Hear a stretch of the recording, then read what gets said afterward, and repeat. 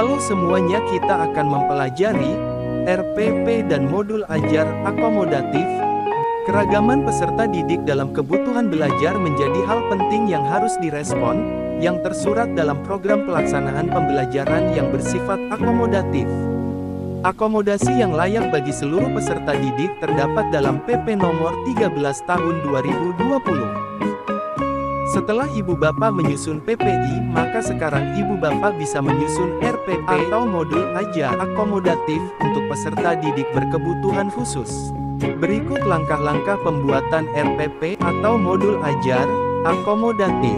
Langkah pertama adalah menganalisis PPI. Menganalisis program pembelajaran individual. PPI merupakan proses menganalisa bagian-bagian PPI yang akan diintegrasikan ke dalam RPP atau modul ajar kelas yang telah tersedia. Yang perlu diamati adalah kondisi saat ini, tujuan jangka panjang, tujuan jangka pendek, materi dan strategi pembelajaran. Tentukan strategi mana yang dapat dilakukan dalam pembelajaran klasikal. Pertama, pilihlah kompetensi di dalam PPI yang akan diintegrasikan ke dalam RPP atau modul ajar akomodatif. Lalu uraikan tujuan jangka pendek yang ada dalam PPI menjadi IPK sesuai kebutuhan peserta didik, seperti contoh huruf berwarna biru.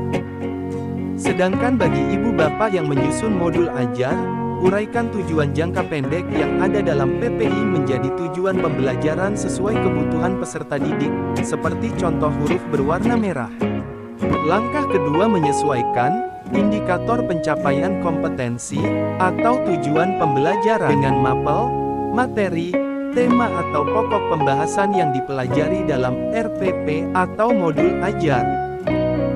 Penyesuaian IPK atau tujuan pembelajaran hanya pada mapel, materi, tema, atau pokok bahasan yang dapat disesuaikan. Pada gambar nampak bahwa IPK yang telah disusun pada bagian 2 tidak dapat beradaptasi pada mata pelajaran PJOK. Pada pelajaran Bahasa Indonesia dan PPKN, IPK dapat menyesuaikan.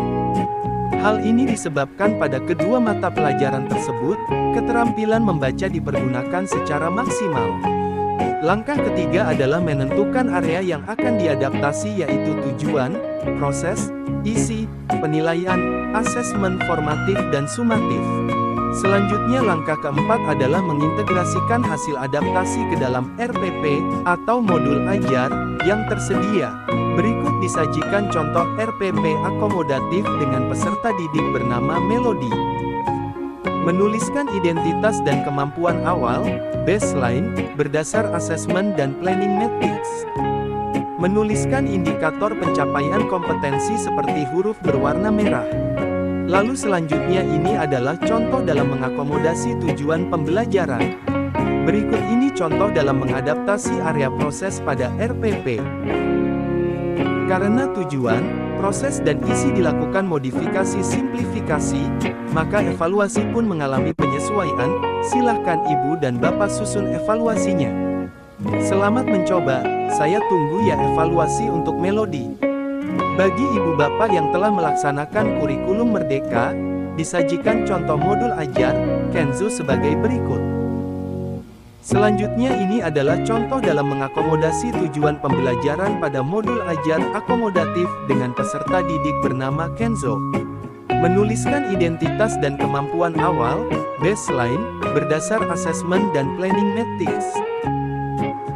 Pada huruf yang berwarna merah merupakan tujuan pembelajaran untuk Kenzo, sedangkan huruf yang berwarna hitam merupakan tujuan pembelajaran untuk peserta didik tipikal.